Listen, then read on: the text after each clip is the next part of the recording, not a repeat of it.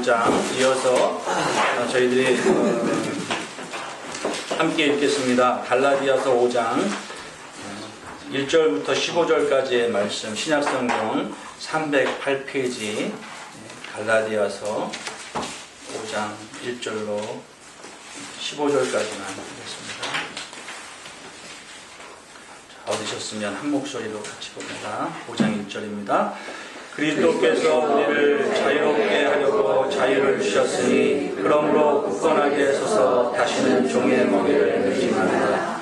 오라 바울은 너희에게 말하노니 너희가 만일 할례를 받으면 그리스도께서 너희에게 아무 유익이 없는 것이리라. 내가 할례를 받는 각 사람에게 다시 증언하노니 그는 율법 전체를 행한 의무를 가진 자라. 율법 안에서 이롭다함을 얻으려 하는 너희는 그리스도에게서 끊어지고 은혜에서 떨어진 자보다 우리가 성령으로 믿음을 따라 의의 소망을 기다리노니 그리스도 예수 안에서는 할례나 월례가 효력이 없으되 사람으로서 역사하는 믿음 뿐이라. 너희가 다른 일을 잘하더냐? 누가 너희를 막아 진리를 순종하지 못하게 하더냐? 그 법률은 너희를 부르신 이에게서 난 것이 아니라 적은 누룩이 온동이에 퍼지느니라. 나는 너희가 아무 다른 마음을 품지 아니할 줄을 주 안에서 확신하노라. 그러나 너희를 요동하게 하는 자는 누구든지 심판을 받으리라. 형제들아, 내가 지금까지 할례를 전한다면 어찌하여 지금까지 박해를 받으리요? 그리하였으면 십자가의 걸림돌이 제거되었으니 너희를 어지럽게 하는 자들은 스스로 배워보기를 원하노라. 형제들아, 너희가 자유를 위하여 부르신 이것이나 그러나 그 자유로 육체의 기회를 삼지 말고 오직 사랑으로 서로 종노릇하라. 온 율법은 내 이웃 사랑하기를 내 자신같이 하라. 지금 한 말씀에서 이루어졌나니 만일 서로 물고 먹으면 피차 멸망할까 조심하라. 아멘. 문제가 밖에서 들어오는 것이 아니라 안에서부터 나오는 것을 계속해서 사도 바울은 이제 권면하고 책망하고 다르게 하고자 하는 그러한 노력이 계속되어지는 것을 볼 수 있습니다. 그 안에서 일어나는 가운데 두 가지 문제를 우리가 볼 수 있죠. 의식과 할례, 이러한 것으로 의를 이룰 수 있다 하는 것입니다. 초대교회에 있었던 신앙적인 그런 사조가 있습니다. 그것이 율법주의와 영지주의입니다. 율법주의는 행위로 구원을 받을 수 있다는 것입니다. 영지주의는 우리가 구원받았으니까 구원은 아무렇게나 해도 상관이 없다는 것입니다. 현대에 보면은 구원파가 영지주의와 같은 것입니다. 구원파는 회개는 한 번 하면 됐지 자꾸 회개하면 회개하는 것은 지옥 가는 거다라고 이렇게 가르칩니다. 바로 그것이 지금도 계속 그때의 사조가 일어나고 있는 것입니다. 또한 율법주의는 행위로 구원을 받는다는 것입니다. 그 행위의 중심에 누가 있습니까? 사람이 있습니다. 그래서 사람을 높이고 사람을 자꾸 신격화하는 것입니다. 요즘에 사람들이 많은 얘기를 하는 그런 유행어 가운데 신이라는 말로 사람들을 많이 부릅니다. 무슨 공부의 신, 무슨 신 하면서 그 사실 그것이 그냥 과한 표현이고 칭찬인 것 같지만 사람이 자기를 높이는 문화와 습성과 그러한 생활 가운데 많이 젖어 있는 것을 볼 수가 있습니다. 제가 개척하고 한 1년 지나서 어떠한 장로님이 저희 교회로 오신다고 하셔서 제가 오시기 전에 한번 만나 뵙기를 원했습니다. 그래서 맥도날드에서 만났습니다. 그런데 그분이 신천지를 따르는 그러한 분이었습니다. 그분은 신천지를 교회로 가지고 들어와서 교회를 정복시키고자 했던 것 같아요. 그런데 그분이 하는 얘기가 있는데 제가 그것이 신천지인 줄 알았습니다. 그리고 그 사람들의 특징은 목사님은 정말 좋은 분인 것 같아요. 목사님은 이거 이해할 수 있을 것 같아요. 그리고 목사님 분명히 목사님은 구원의 수에 들어갈 수 있습니다 하면서 14만 4천을 얘기하는 겁니다. 그래서 제가 딱 알았죠. 신천지구나. 그래서 제가 그냥 한 방에 보냈습니다. 이만희 쫓아가다가 지옥 갑니다. 그리고 다시는 그런 말씀하지 마십시오. 그렇게 한 적이 있습니다. 무엇입니까? 이만이라는 사람이 거기에서는 교주입니다. 그리고 신입니다. 그리고 예수님을 대신하는 사람이 된다고 가르치고 있습니다. 이러한 사조는 그때나 지금이나 또 앞으로도 변함이 없을 거죠. 왜냐하면 예수님께서 분명히 말씀하셨습니다. 마지막 때가 되면 거짓 증거자들이 나타날 것이고, 그리고 세상을 정말 어지럽게 하는 그러한 악한 영들이 끝까지 간다는 것입니다. 그래서 저희들이 오늘 이 말씀을 보면서 그동안에 계속 사도 바울이 이제 갈라디아 교인들에게 목숨을 걸고 이것만은 여러분들에게 정말 주장하고, 또한 여러분이 이것만은 가져야 된다고 한 것은 무엇이었습니까? 예수 그리스도, 그분의 복음이라는 것입니다. 복음은 무엇입니까? 은혜입니다. 은혜는 무엇입니까? 주어진 것이죠. 저희들에게 주어졌다는 것은 대가를 우리가 지불하지 않은 상태에서 하나님이 선물로 주셨다는 것입니다. 그래서 에베소서 2장 말씀에는 너희가 그 은혜를 인하여 믿음으로 말미암아 구원을 받았나니, 어디로부터 시작된 것입니까? 하나님의 은혜로부터 시작된 것입니다. 그리고 구원을 받았다는 것입니다. 그래서 그 구원을 받은 것은 설명하기를 너희의 행위로 된 것이 아니니 누구든지 자랑치 못하게 합니다. 그러므로 우리가 자랑할 것은 오직 한 분입니다. 누구십니까? 오직 예수. 아멘. 그래서 우리의 입에서는 자랑할 것이 다른 것이 없습니다. 교회도 자랑하면 안 됩니다. 목사도 자랑하면 안 됩니다.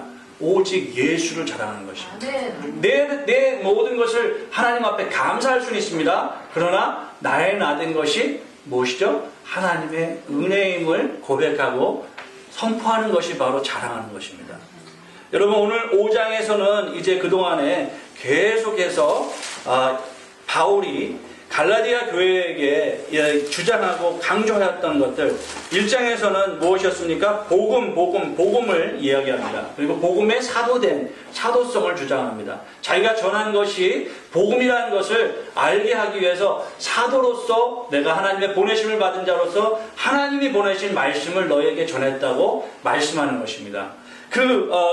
그리고 2장에서는 할례에 대해서 말합니다. 할례를 따르고 외식을 따르는 그러한 교회 안에 있는 유대교적인 그러한 그리스도인들, 그들에게 오직 예수 복음만이 우리의 구원이 되신다. 어떠한 할례나 무할례나 이방이나 유대인이나 예수님으로 말미암아 구원받는다는 것을 말씀하고 있다는 것입니다. 그래서 사도 바울은 어떤 때는 할례를 받게 하고 어떤 때는 할례를 받지 않게 하는 것이 이유가 무엇입니까? 할례 자체는 아무런 구원에 어떤 조건이 되지 못한다는 것입니다. 하나님의 은혜로 구원을 받는다는 것을 주장하면서 2장에서 자기의 어떤 면에서는 신앙에 먼저 앞서 나가는 큰 사도인 베드로에게 책망한 사실을 우리가 보았습니다. 그것이 왜 그랬습니까? 그가 외식하였기 때문입니다. 어떠한 것을 우리가 깨달을 수 있습니까? 세상에 살면서 이 신앙을 가지고 많은 사람들이 존경하는 사람도 죄인이라는 거죠. 잘못할 수 있다는 것입니다.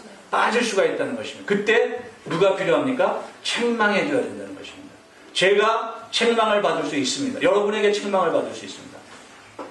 한 번은 제가 차를 운전하는데요. 밴을 운전하면서 운전하는데 제가 좀 시간이 늦었어요. 그래서 빨리 출발했어요. 뒤에서 항상 약간 말이 많은 친구가 그 얘기를 하더라고요. Driver, you cannot start when children didn't wear seatbelt. 뭐 이런 말이에요. seatbelt를 하지 않았는데 출발하면 안 돼요. 이러는 거예요. 그래서 기분이 나쁘죠. 그런데 맞는 말이잖아요. 그래서 sorry, a little bit late. 근데 그 정당화되지 않죠. 그죠? late 하다고 시트벨트 매지 않는데 가면 안 되잖아. 애한테도 배우는구나. 내가 잘못한 거라서. 자, sorry 이렇게 얘기했는데요. 책망받을 때 그것이 우리에게 약이 되는 거예요. 여러분, 사랑하는 마음으로 책망한다면 그것이 사도 바울이 마치 정말 큰 선배인 베드로에게 책망했답니다. 베드로가 여기에서 책망받고 뭐 다른 어떤 리액션을 했다는 것은 없잖아요. 아마 베드로가 그것을 받았던 것 같아요. 네. 바로 그것입니다. 복음은 우리가 진리를 알게 되었을 때 진리로 우리는 나가는 것입니다. 비진리는 진리와 타협할 수가 없기 때문입니다. 그래서 사람이 커 보인다 할지라도 거기에서 진리가 아니라면 따라가면 안 되는 거예요. 좋다 할지라도, 정이 있다 할지라도, 가족이 있다 할지라도, 그래도 진리가 아니면 책망해야 된다는 것입니다. 그것을 우리가 보았고요. 그 뒤로 어떤 믿음에 대해서 얘기합니다. 이 믿음에 대해서 얘기하면서 반대로 믿음의 그런 어떤 이것도 믿음이라고 생각하는 그런 율법을 통해서 구원받는다. 어떤 그러한 유대인들, 유대적인 그리스도인들이 주장하는 그 율법을 지켜야 된다. 절기를 지켜야 된다. 예수님의 십자가의 그 복음만이 다가 아니다. 거기다 플러스가 있어야 된다. 거기에서 이심칭의가 나오죠. 오직 의인은 믿음으로 말미암아 살리라. 그것이 나오죠. 그러니까 진리는 항상 독특하게 그 어떠한 것에서 나옵니까? 진리는 불의와 또한 비진리와 이 세상 가운데서 드러나게 되었다는 거예요. 묻어있지 않다는 것입니다. 그래서 물에 물 탄 듯 술에 술 탄 듯한 생활은 절대 복음적인 생활이 아니라는 거예요. 분명하게 색깔을 가지고 있는 것이 복음이라는 것입니다. 그 복음은 무슨 예수 그리스도의 피 묻은 복음이에요. 그래서 그 안에서 나오는 능력으로 살아갈 수밖에 없는 사람들이 바로 그리스도인들이라는 것입니다. 우리는 그래서 예수 십자가에 찬양을 많이 드리는 것입니다. 보혈 찬양을 많이 드리고 예수님의 사랑을 찬양하는 것입니다. 나의 하나님께서 나에게 주신 그 물과 피를 다 흘리신 그분의 사랑으로 인하여 내가 자유를 얻게 되었다는 것입니다. 그것이 믿음이라는 것입니다. 그래서 이 믿음을 가진 이신칭이 믿음으로 말미암아 의롭게 된 그러한 사람들을 유업을 받은 자녀라고 말씀을 또 계속하고 있습니다. 그 유업은 하나님께서 또한 주신 것이죠. 우리의 어떤 종교적인 행위나 어떠한 우리의 선행으로 된 것이 아니라 하나님이 우리를 불쌍히 여기사 예수로 말미암아 멀리 있던 우리를 부르시고 자녀 삼으시고 화목제물 되신 그리스도의 그 십자가를 통해서 구원의 길로 나아갈 수 있도록 해준 것이 바로 하나님의 사랑. 그래서 요한복음 3장 16절에 무엇이라고 합니까? 여러분 잘 외우시죠? 하나님께서 세상을 이처럼 사랑하사 독생자를 주셨으니 이는 저를 믿는 자마다 멸망치 않고 영생을 받게 하셨습니다. 아멘. 그러니까 오직 예수 또 나오는 거죠. 예수를 우리에게 보내주셔서 그래서 다른 어떤 구원이 없다고 하셨죠. 다른 이로서는 구원을 받을 수가 없나니 너희에게 구원받을 만한 다른 이름을 주신 적이 없다. 이것은 여러분이 여기에 다 붙여야 되는 거예요. 그것은 여기 우리의 마음판에 딱 항상 누가 열어보면 네가 어떻게 구원받았냐? 네가 구원받을 그런 일을 했냐? 네가 그렇게 착해? 이렇게 물어볼 때 딱 열어보는 거예요. 다른 이로서는 구원받을 수가 없나요? 오직 우리에게 주신 이름은 예수다. 구원받을 만한 이름. 그거는 내 행위가 아니야. 그렇다고 해서 여러분 율법이 잘못된 것입니까? 아니죠. 몽황 선생이라고 얘기하셨죠. 우리가 정말 모를 때 하나님께서는 율법을 통해서 무엇을 알게 해주셨어요? 죄를 알게 해주시고 그리고 우리의 죄를 아파하게 하시고 그리고 회개하게 하시는 그 수단으로 율법을 주시고 율법은 저분에게 가야 된다. 예수님에게 가야 된다. 그분이 길이요 진리요 생명이다. 그것을 보여주는 몽학 선생같이 우리를 잘못된 것을 알게 하고 깨닫게 해주는 것입니다. 그래서 이제 5장의 말씀에 보시면 우리가 자녀 되었는데 어떠한 자녀입니까? 5장 1절 말씀은 결론적으로 4장까지의 한 모든 것을 정말 요약해서 한 문구로 나타낸 그런 말씀인 것 같습니다. 한번 5장 1절을 다시 한번 보겠습니다. 시작. 그리스도께서 우리를 자유롭게 하려고 자유를 주셨으니 그러므로 굳건하게 서서 다시는 종의 멍에를 매지 말라. 예, 그래서 종의 멍에를 매지 말라. 종의 멍에를 매지 말라는 것입니다. 그 종의 멍에는 여러 가지가 있을 수가 있습니다. 아까 말씀드린 이단들, 그리고 거짓된 그런 선생들, 이러한 주변의 환경들, 이것으로 찾아오는 그러한 나에게 어떠한 것을 개런티 한다고 하면서 결국에는 나를 종으로 삼아버린다는 것이죠. 이 말씀의 문구에서 묵상해 볼 수 있는 것은요, 우리를 하나님께서 자유롭게 하려고 자유를 주셨다는 것입니다. 이것은 우리가 받은 것이죠. 어떻게 받았습니까? 믿음으로 받은 것입니다. 무엇을 믿음으로요? 예수님이 우리를 위하신 사랑을 믿음으로 받았습니다. 그래서 더 이상 죄의 종이 아니라 하나님의 사랑하는 자녀로서 살아갈 수 있는 진리 안의 자유의 사람으로서 살아갈 수 있는 것을 주셨다는 것입니다. 그러므로 여기에는 강한 긍정이 있습니다. 무엇이 있습니까? 하나님께서 나를 굳세게 해주시는 반석이 누구십니까? 예수님이라는 거죠. 그래서 내가 굳게 설 수 있다는 것입니다. 굳게 서서 행해 나갈 수 있다는, 나에게 내 자신으로서는 볼 수 없는 무능함을 하나님께서 예수 그리스도를 통하여서 보여주심으로 말미암아 나는 죽고 그리스도께서 내 안에 사는 것이라 고백한 사도 바울처럼 십자가의 삶을 살아갈 수 있는 것이 바로 예수 복음을 믿는 그리스도인들이라는 것이죠. 그럼 우리의 자유의 그런 자유를 주신 주관자가 누구십니까? 내가 아니라 하나님이라는 거예요. 그러므로 하나님 앞에 섰는데 다시 종의 멍에를 매지 말라는 거죠. 강한 부정이 나오죠. 그러므로 우리의 신앙에는 항상 하나님에 대해서 이해하고 그 하나님의 벗어난 것들에 대해서 노하는 것이 있어야 된다는 거죠. 자녀로 살지 종으로 살지 말라는 거예요. 지난주에 말씀드렸던 것처럼 육정으로 낳은 것은 이스마엘이고 그리고 약속 안에 믿음으로 낳은 것이 이삭인 것처럼 우리에게 하나님께서 원하시는 그러한 삶은 하나님의 약속, 하나님께서 예수 그리스도 통하여서 주시는 그 많은 것을 우리가 받아 누리기를 원하시는데, 그것은 예수 그리스도 안에 있을 때 맺힐 수가 있다는 것이죠. 어떻게 예수 그리스도 안에 있습니까? 요한복음 15장 말씀을 보면 예수 그리스도께서는 우리의 참 포도나무요, 우리는 가지니, 가지가 붙어 있을 때, 나무에 연결되어 있을 때 무엇을 맺습니까? 열매를 맺는다. 그러기 때문에 이 가지의 스스로가 아니라 줄기와 뿌리에 연결되어 있느냐 아니냐 하는 것이 중요한 것을 우리는 볼 수 있다는 것입니다. 그러므로 신자된 정체성은 바로 하나님께서 주신 은혜와 진리와 복음으로 말미암아 예수님을 믿고 우리가 하나님 앞에 굳게 서는 사람이 되어진다는 것입니다. 여러분, 우리가 내세울 것이 없지만 우리가 하나님 앞에 감사하고 하나님 앞에 나아갈 때마다 하나님께서 우리에게 말씀하시는 것은 바로 너의 힘이 아니라 나의 힘이라는 거죠. 내 은혜로 말미암아 되었다는 것입니다.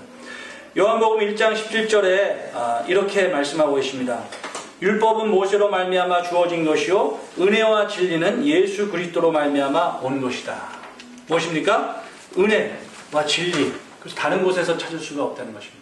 예수 그리스도 안에 다 있다는 것입니다. 다 그것이 있다는 것입니다. 자, 그러면 이제 우리의 자랑인 예수 그리스도, 거기에서 우리는 자유함을 받았습니다. 자유에 대해서 어떤 분이 이렇게 얘기했습니다. 자유는 자유를 위하여가 있고 자유를 향하여라는 방향이 있다. 자유를 위하여 하나님께서 우리에게 애굽에서 이스라엘을 구원하여 주시고 해방시켜 준 것처럼 하나님께서 우리에게 예수님을 주셔서 자유를 주셨습니다. 그런데 그 다음에는 무엇이 있어야 되는가? 이제는 그 자유를 가지고 향하여 나가야 되는 것이 있어야 된다는 것입니다. 애굽이 광야 생활을 하면서 연단을 받고 가야 되는 목적지가 어디였습니까? 가나안이었습니다. 그러므로 우리에게 주어진 자유는 그냥 마음대로 살라는 자유가 아니라 목적지가 있는 자유라는 거죠. 그리고 하나님께서 원하시는 방향이 있는 곳이라는 것입니다. 그 목적을 향하여서 가는 것이 우리의 자유인데, 그 자유를 지금 이루어 나갈 수 있는 방법에 대해서 오늘 함께 보기를 원합니다. 5절 말씀을 보시기 원합니다. 5절 말씀, 6절 말씀을 같이 읽겠습니다. 시작.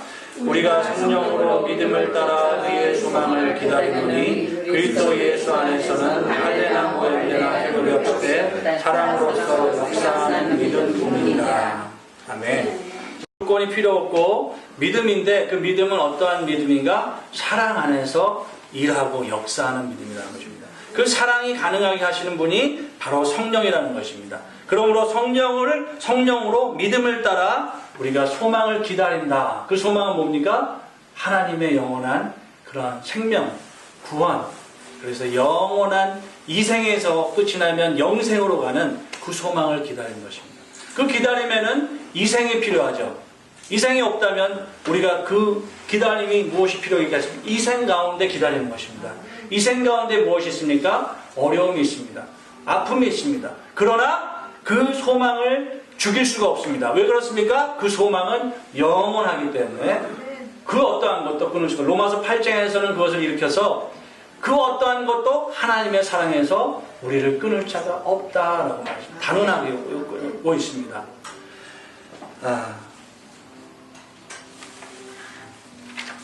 이스라엘이 광야를 통하여서 이제 가나안으로 갈 때 가나안으로 들어가서 그들이 모든 것을 다 놓아버린 삶을 살지 않았죠. 오히려 가나안에 들어갔을 때는 만나와 메추라기가 끊어졌죠. 그리고 어떻게 했습니까? 그 손으로 직접 일을 하면서 열매를 먹었습니다. 경작했습니다. 그리고 그곳에서도 싸움이 있었습니다. 그 싸움의 전쟁들이 계속 있었던 것입니다. 우리의 삶을 비유로 한다면 어떻습니까? 우리에게 있는 어려움이 예수님 믿는다고 해서 한 번에 훅 다 없어진 것이 아니죠. 계속 있습니다. 아픔도 있습니다. 질병도 있습니다. 문제도 있습니다. 고민도 있습니다. 그런데 거기에서 해야 되는 무엇입니까? 사랑의 역사하는 하나님의 은혜를, 능력을 믿음으로 갖고 따라가는 것입니다. 바로 그 인도하시는 분이 누구십니까? 성령님이시라는 것입니다. 그리고 성령님을 따른다는 것은 기도원에 들어가서 40일 금식 기도하여서 능력을 받아야만 성령을 따르는 그러한 것이 아니라 내 생활에서, 내 현장에서 눈물이 있고 아픔이 있는 생활에서, 삶의 자리에서 경험할 수 있다는 것입니다. 그것이 바로 가나안에 이르렀지만 계속해서 가나안을 경작하고 거기에서 하나님의 말씀을 지켜야 하는 이스라엘이 가졌던 본분이라는 것입니다. 어떤 사람이 인간에게는 위기가 있는데 크게는 두 가지가 있다 이런 얘기를 했습니다. 첫 번째는 사랑의 위기. 많은 사람들은 사랑을 받기 원한다는 거죠. 그래서 사랑을 받기 위해서 어떤 사람들은 우리 교회는 사랑이 없어. 그래서 사랑을 찾다가 보니까 도착한 곳이 어디예요? 이단이라는 거예요. 그러면 이단들은 더 사랑하는 거 아세요? 이단들한테 가면 가진 게 무기가 뭐냐면 이사 간다 그러면 온 교인들이 와서 다 도와주고 잔치가 있다 그러면 다 갑니다. 그리고 정말 모든 걸 다 공급해 주면서 어떻게 합니까? 그 사람을 당신은 사랑받는 사람이야. 그리고 당신은 특별한 사람이야. 당신은 우리 안에 있는 거야. 당신을 우리한테 막는 모든 것은 그것은 원수야. 그래서 무엇이 됩니까? 가족들을 버리고 자기의 직장을 버리고 그 종교단체에서 파묻혀서 살아가는 것이 자기들에게는 구원이라고 생각하게 만든다는 거죠. 모든 것을 버려야 된다. 여기에만 있어야 된다. 네. 그것이 바로 문제가 되는 것입니다. 김수민 씨라는 사람의 그런 이제 이 사람은 거기에서 나왔죠. 나온 다음에 그런 얘기를 하는 거죠. 신천지에서 나온 그것을 교회와 신앙 2007년도 3월 13일자 이렇게 고백합니다. 가족을 내가 사랑해야 하는 정상적 관계로 보지 않았다. 진리의 말씀을 듣는 나를 방해하고 대적하기 위해 사탄이 사용하는 도구라고 생각했다. 특히 내가 다닌 단체는 나와 가까운 사람을 통해서 사탄이 더 역사하기 때문에 가족들을 가장 조심하라고 가르친다. 완전히 이분법적 사고를 강조해서 말씀을 들은 사람과 안 들은 사람으로 나눈다. 그 중에 가족이 가장 가깝기에 가장 조심해야 하고 내 마음을 가장 약하게 할 수 있는 사람이기 때문에 항상 마음을 지킬 수 있도록 교육시켰다. 이렇게 그걸 형성하기까지 많은 시간 그리고 강의를 듣고 그 후에 그 사람의 엄마가 엄마로 보이지 않았다. 이런 것이 있다는 것입니다. 어떤 분은 그 시골에서 이제 어머님, 아버님이 이제 서울로 보냈습니다. 공부하라고. 그리고 와서 친척집에 살고 있는데 조카들이 놀립니다. 촌뜨기라고 막 부르면서 놀리는 겁니다. 촌스럽겠죠, 외모가. 그렇지만 그 아이들한테 그 얘기를 들으면서 계속 아픔이 쌓여 있었는데 부모님이 서울로 올라와서 맞벌이 하면서 이 아이와 한마디 대화도 못하고 사춘기를 그냥 지나갑니다. 사랑받지 못한 그 아이가 이제 자라면서 이제 또 어머니, 아버지한테 폭행을 당하고 그런 가운데 이단의 그런 유혹에 넘어갑니다. 거기에서 사랑을 발견하는 거죠. 그리고는 빠져들어간 것이죠. 가족을 다 떠나고 거기에서 이제 먹고 자면서 생활했다는 것입니다. 개인적인 위기로는 건강이 어려울 때 이단에 빠질 수가 있습니다. 그래서 신령한 어떤 분이 뭐 안수기도 해준다 그러면 가서 왜요? 위기가 오기 때문에. 그 두 번째가 사랑의 위기가 이어서 두 번째가 죽음의 위기라는 거죠. 예, 그래서 다른 복음에 빠지기 쉬운 죽음의 위기라는 것이 나에게 올 때 건강하고 그리고 단체적인 죽음의 위기는 뭡니까? 전쟁이 올 때. 여러분 제가 뉴욕에 처음 89년에 오고 얼마 지나서 몇 년도인지는 정확히 기억이 안 나요. 얼마 전까지만 해도 기억을 했는데 가미 선교회라는 데가 이 맨하탄 32가에서 10월 18일인가 예수님이 오신다고 막 그랬던 적이 있습니다. 결국에 안 오셨죠. 그리고 그 사람은 이제 사기 혐의로 경찰에 구속을 당했습니다. 그 사람 침대 밑에서 뭐가 나왔습니까? 수억의 그런 헌금, 돈이 나왔다는 거예요. 예. 다 팔고 와야 된다. 여기에만 구원이 있다. 우리한테 있어야 구원받는다. 그때가 언제였는지 아십니까? 걸프 전쟁이 같이 있었던 때라 그래요. 전쟁의 소문이 많이 일어날 때 우리의 마음속에 두려움을 심어주는 것입니다. 근데 그 두려움의 영은 하나님의 영이 아니죠. 하나님은 사랑의 영이라고 했습니다. 사랑으로 역사하는 힘이 바로 그것이 믿음으로 성령을 따라서 행하는 삶이 된다는 것입니다. 그러면 여러분 개인적인 위기, 사랑의 위기, 그런 어떤 죽음의 위기 이것이 누구에게나 다 찾아오죠. 그럼에도 불구하고 그 위기 안에서 죽어야 되는 존재가 우리가 아니라 그 위기를 넘어선 6월절에 하나님의 능력이 나타나는 것입니다. 그것은 뭡니까? 예수 어린 양, 존귀하신 주님. 주님이 우리를 이끌어 주시고 주님이 우리를 구원해 주신다는 것입니다. 그래서 예수님께서 마가복음 13장 32절에서 거짓 선지자들이 일어나서 큰 이적과 기사도 행한다. 또 마태복음 24장에서는 많은 거짓 선지자들이 일어나서 사람들을 미혹한다. 이렇게 했습니다. 예수님께서는 표적과 이적과 기사를 찾는 그 사람들에게 무엇이라고 얘기했습니까? 내가 이 시대에 기적을 요구하는 이 시대에게 줄 것은 요나의 기적밖에 없다. 요나의 기적은 무엇을 예표하는 것입니까? 예수님의 3일 동안의 십자가의 죽으심과 부활하심. 그 부활의 능력으로 소망이 되시는 주님만이 예수님이 모든 가르침과 또한 병든 자를 구하심과 그리고 말씀을 선포하신 그 모든 요점이 뭡니까? 구원의 주님은, 소망의 주님은 바로 이 세상에 어떠한 자는 예수 그리스도라는 것이죠. 그 자체의 어떤 기적의 자체를 보여주기 위한 것이 아니라 모든 기적이 가르치는 것이 있다는 거죠. 예수님이십니다. 구원이십니다. 생명이십니다. 예. 그렇기 때문에 예수님은 병든 자를 고치면서 그런 말씀하시죠. 내 죄가 사하여졌다.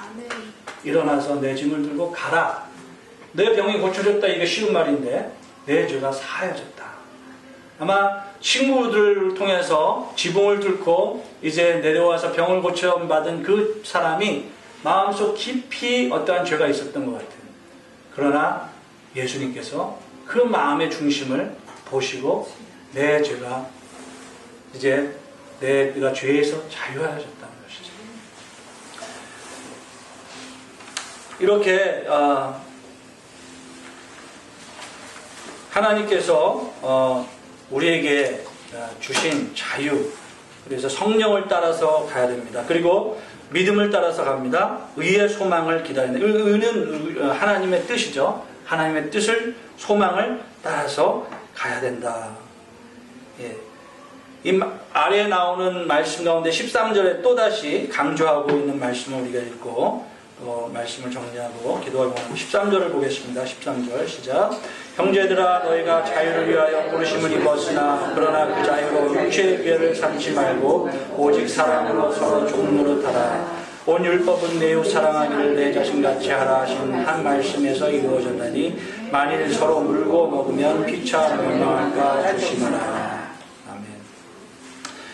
로널드 인로드라는 그 대학교 사회학과 교수는 그런 말을 했습니다. 많은 상처를 받고 정서적으로 건강하지 못한 사람들은 문제 있는 단체에 잘 들어갈 뿐 아니라 쉽게 나오지 못한다.